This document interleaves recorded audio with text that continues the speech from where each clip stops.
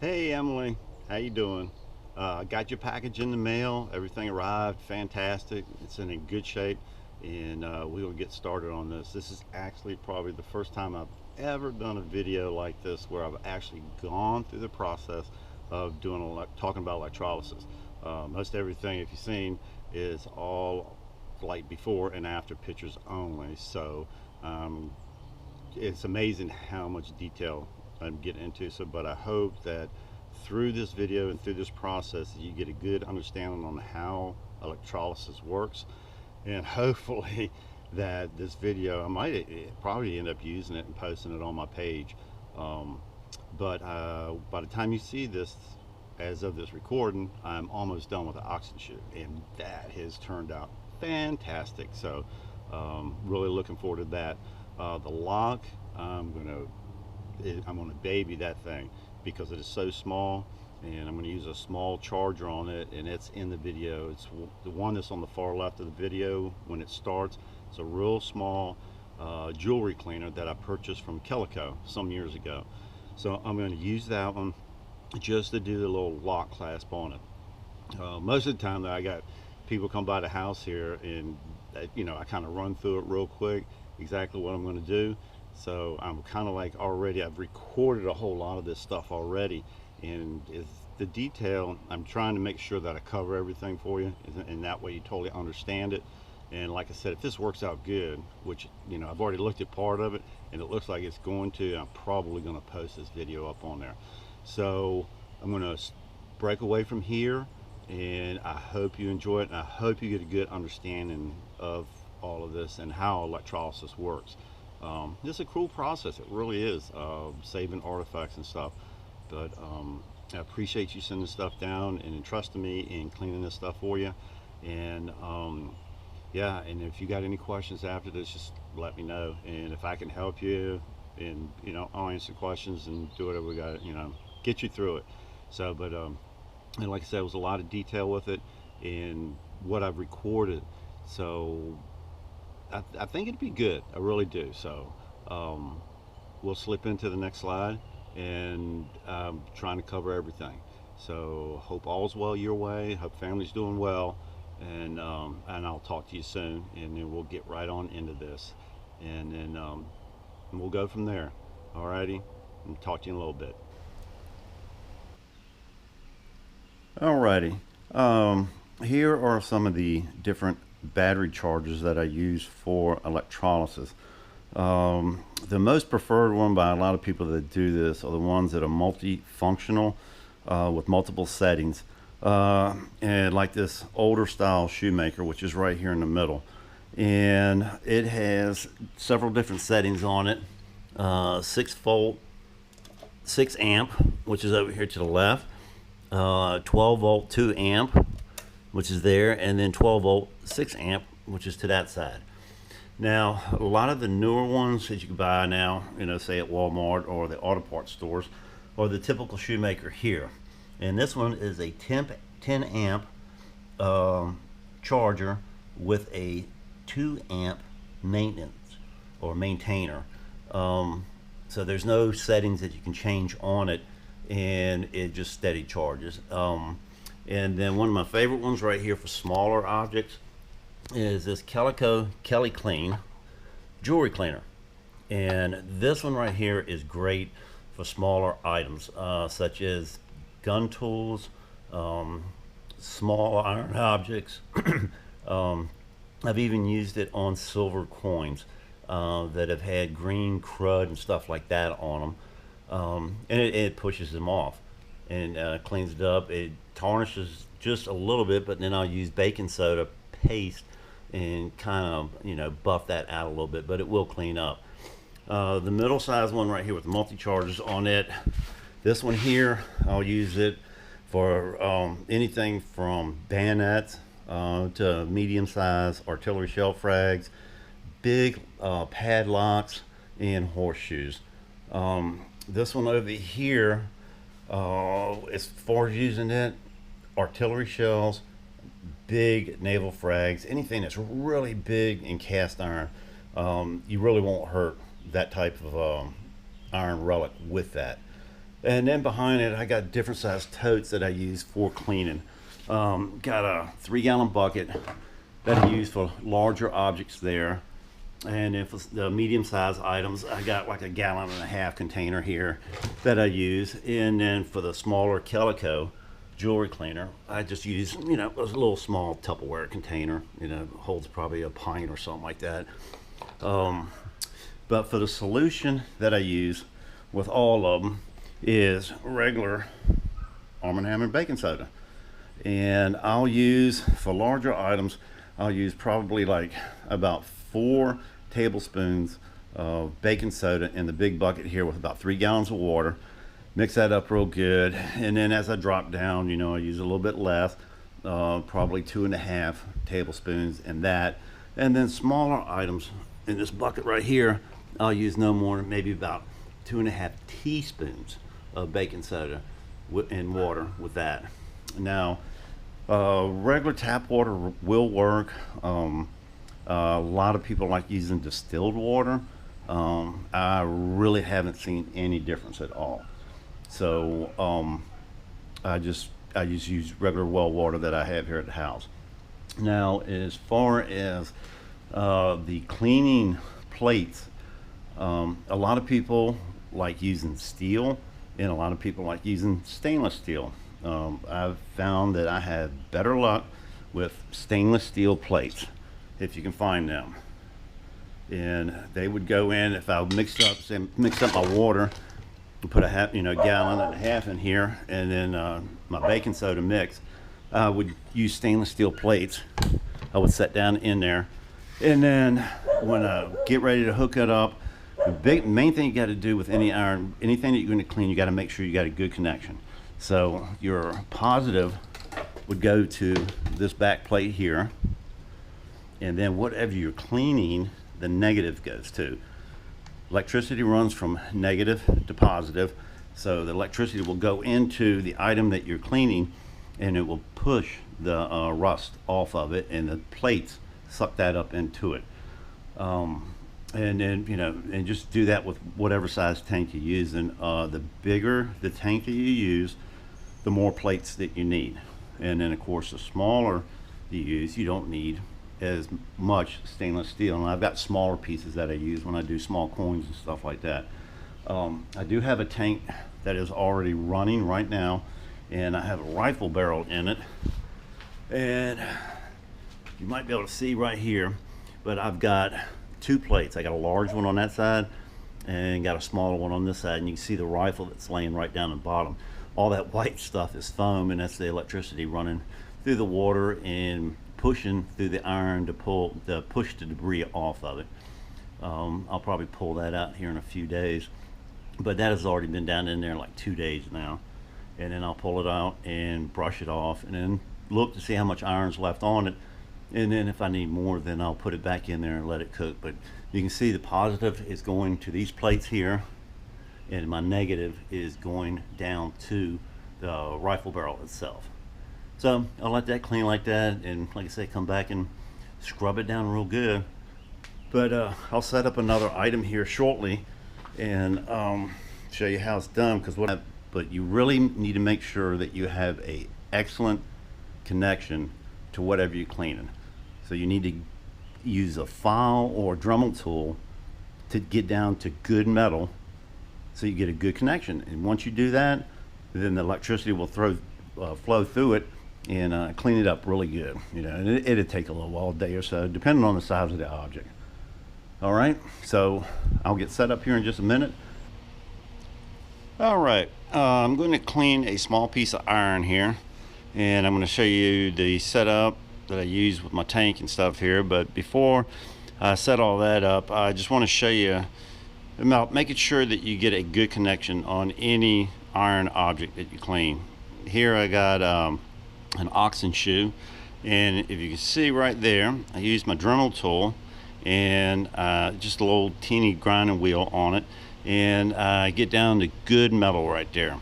And that way I don't end up smoothing up the whole thing and let the electrolysis do the work on this.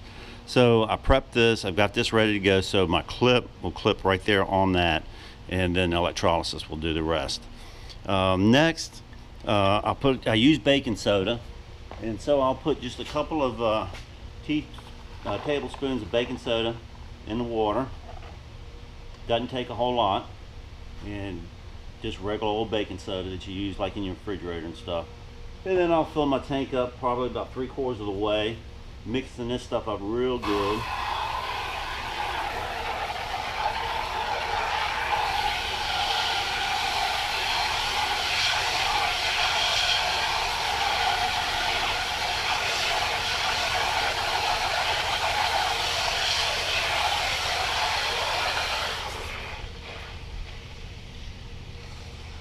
And just make sure you get that baking soda good and mixed up in the water.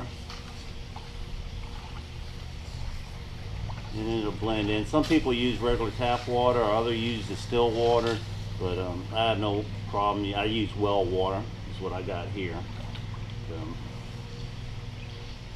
But I'll at least take this up to 3/4 of the way in this little container that I use here.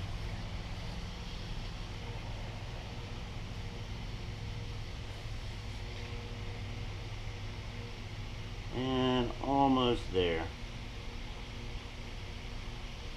So that soda is mixed up really good now. No chunks or anything like that left. Alright, got that mixed up really good. Next, you got a battery charger, and I'm going to use one that's multiple setting. I've got a 6 volt 6 amp, 12 volt 2 amp, and then 12 volt 6 amp. And I'll use 12 volt 2 amp when I go to hook or plug it up. Right now it is not plugged up, so you want to make sure, because this is an automatic charger, that you don't get shocked. So don't plug it up until after you get everything into the tank. I use a stainless steel plate from a positive side, and then the positive will go onto here, and then right here on this one, I'll put the negative on the item that I'm cleaning. You want to make sure you get a good connection on that. And then I'll set it down in the tank. Some people hang them with a dowel rod and stuff, but I've got it sitting on the side of the tank. And then I'll move the camera around in just a minute, and then we'll see the bubbles blow off of it. So let me slip around. I'm going to plug the charger up, and if I got a good connection, you'll see bubbles coming off that oxygen shoe just like that. Give me just a second while I plug this up. Alright, bubbles are coming off of it. I'm going to move the camera around here, and then hopefully you'll be able to see it.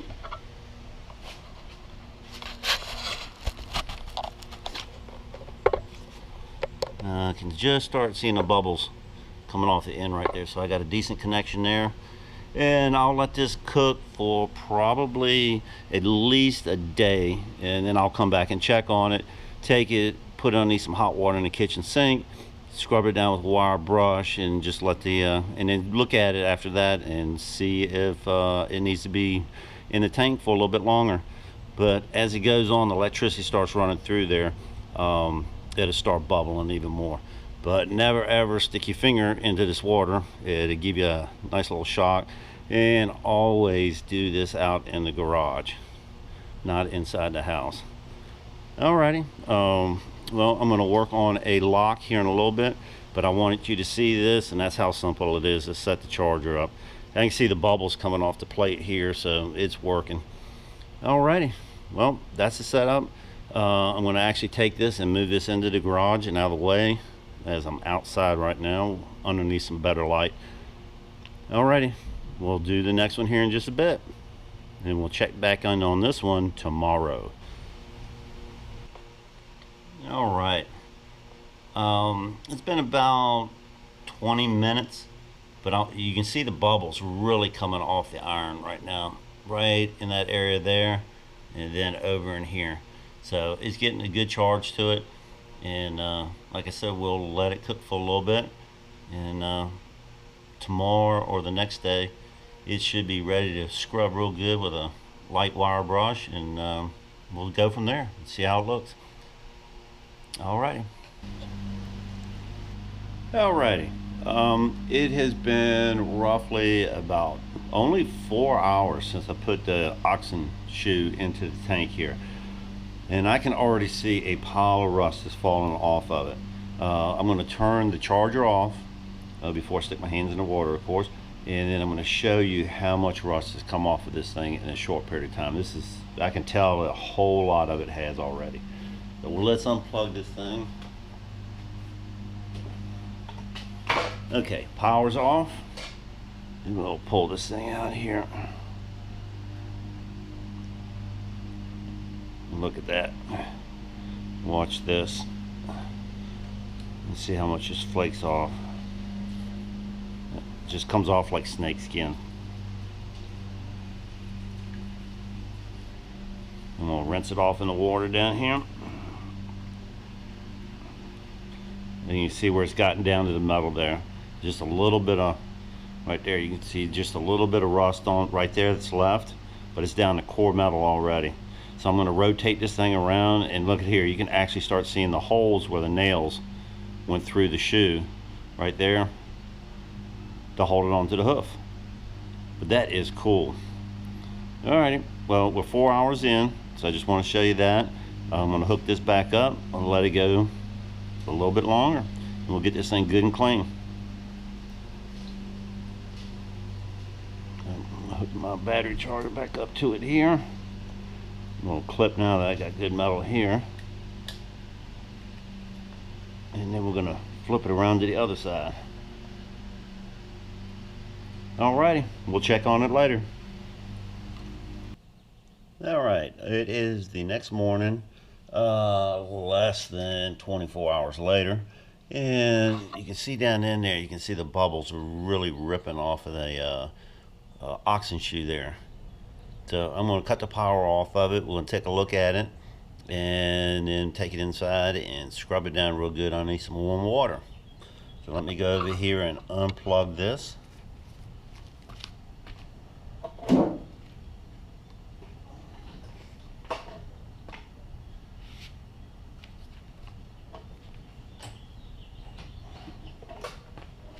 Alright, power's off to it. Let's take a peek at it here. Oh, look at that. Almost all the rust is off of it. And then you can see right where the nail holes went for it. Look at that. That is awesome. Alright, it looks like I got a little bit of rust right there's a groove that's running right through here where the nails went. I'm going to scrub that out. Then we'll take a look at it. I'll bring it back out here and we'll see if we need to put it back in here for a little bit longer, but all the rust is just about off of it. Awesome. Alright, I'll be back shortly. Alright, I have scrubbed this down underneath some warm water, and almost all the rust is off of it. The back of it looks really, really good. But on the inside, down in the grooves where the nails go to hold it to the hoof, I've got a couple spots that are right here where my thumb's at that still have rust on them. So I'm going to put this back in the tank for a few hours and get the rest of that off of there, because that will come back. You have to get that rust out of there. Alright, but this thing is turning out really nice. So anyhow, so we'll let it rip for a few more hours, and then I will get back with you guys. Alrighty, so I'm going to go over here and hook it back up now. Alrighty, we'll check back in with you guys in a little bit. Alright, we are a little bit more than probably about a day and a half on the oxen shoe. So you can see it right there. It is really boiling good now. Almost all the rust is off of it now. I've checked on it a couple times, wire brushed it down, and then put it back in. But it looks really in good shape now, and got all the old deposits and stuff off of it. So I'm gonna turn the battery charger off now, and then we'll take a look at it up close here.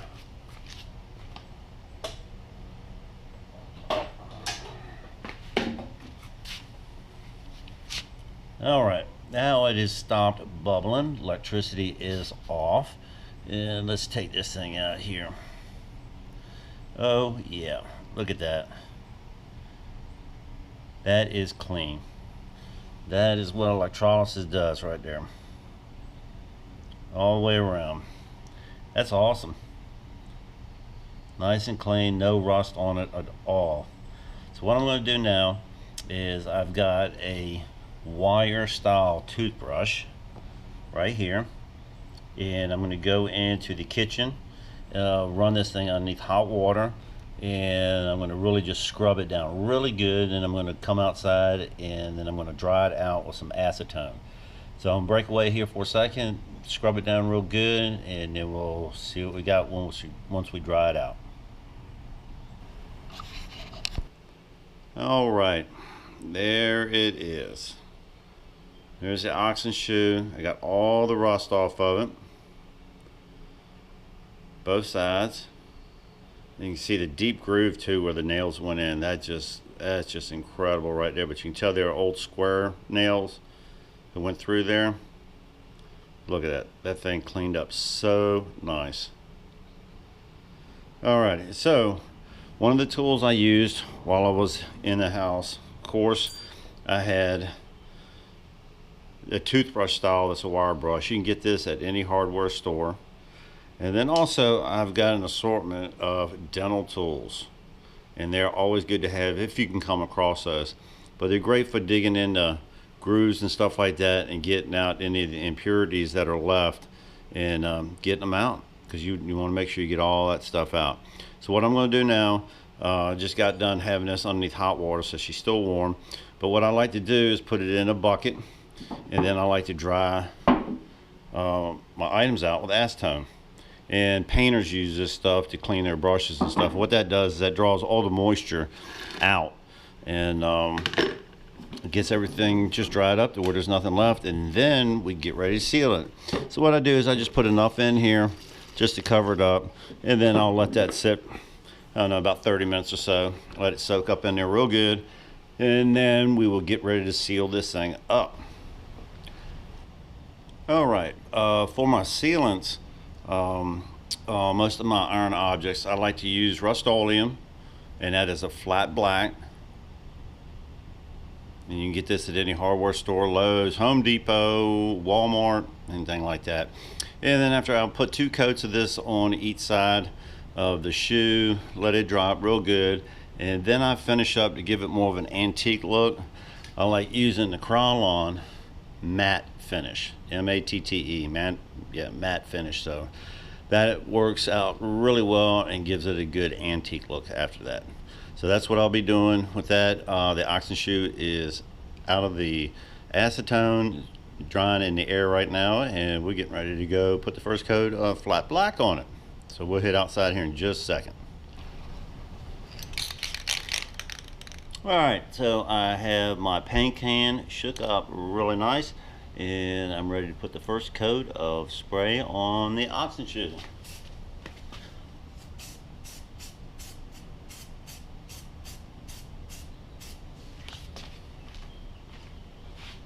Make sure you get the edges real good too. And that'll be the first coat. I'll let that sit and dry for at least an hour or so, and then I'll flip it over, and then we'll do the other side. All right, got the other sides dry. It's been over an hour, been out in the sun, and now I'm going to put a coat on the other side.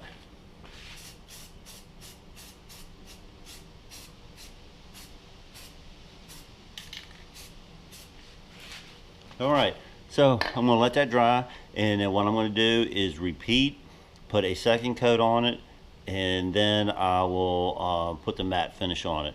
But I'm going to skip the second coat, and then we'll go straight to the matte finish. All right, I've got 2 coats on each side. It is set up and dry for probably about 5 hours now. So I'm going to shake up a can of this matte spray, and this stuff dries really fast. So get some of this on there.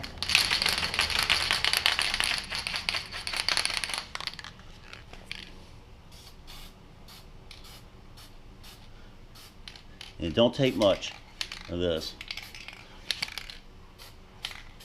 And it dries fast, and you get a good antique look to it. So I'll let that side dry, probably be about 10 minutes or so, and then we'll flip it over and do the other side.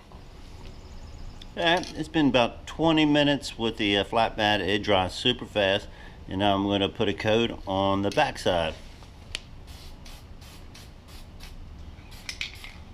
And make sure you get the edges.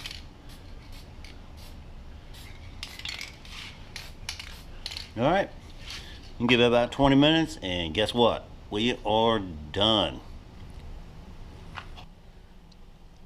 All right, well, I am done with the oxen shoe and got my extra coat of mantle on there, and it really has turned out great. But this is how I do iron, and this is the finished product. And that is just as slick as it can be.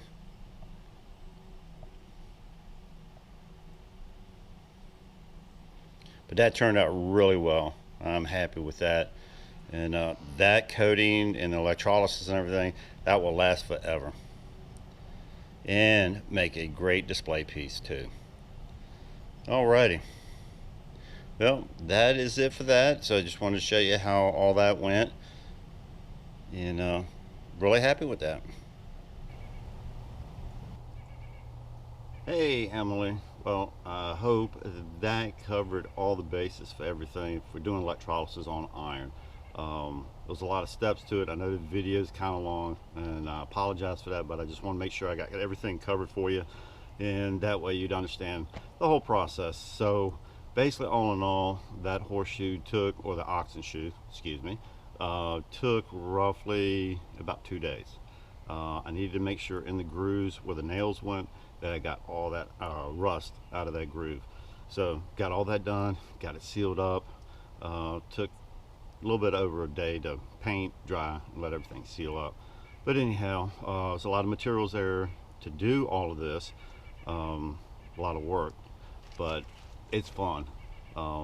Actually, it's not a lot of work. It's more waiting than anything else. But it's a lot of prepping and getting things gathered up to do it. But it's fun. So that piece of oxen shoe is history saved and preserved, and it will last forever. I've got the lock going through electrolysis now. It's looking good. I'm going to walk you back in there, show you that, and then it should be done maybe tomorrow. So like I said, I'm going to try to get everything out by the end of the week. So I'm going to post this up tonight, which is Monday night, and let you see that. And then I've got the lock. It's on very, very low voltage. It's because it's so small, so I don't want to overdo it because that little latch is so small. So I need to really do that on really low voltage. But we'll go in there. I'll let you take a peek at it, and then I'll get this video posted up so you can see it. Alrighty, see you shortly. Alrighty, there's the lock in there, and I've got it on very, very low voltage, and that way I can clean that clasp. But it's getting done now. I'm going to keep a very close eye on this, probably about every 4 or 5 hours, and make sure it doesn't get overdone. But anyhow, it is working, and I just want you to see that. And there was, let's see here. I get back with you where you can see me. All right, I'm back. On the lock, you probably saw some blistering, big bubbles of rust. We call those boogers, and not those kind of boogers, okay?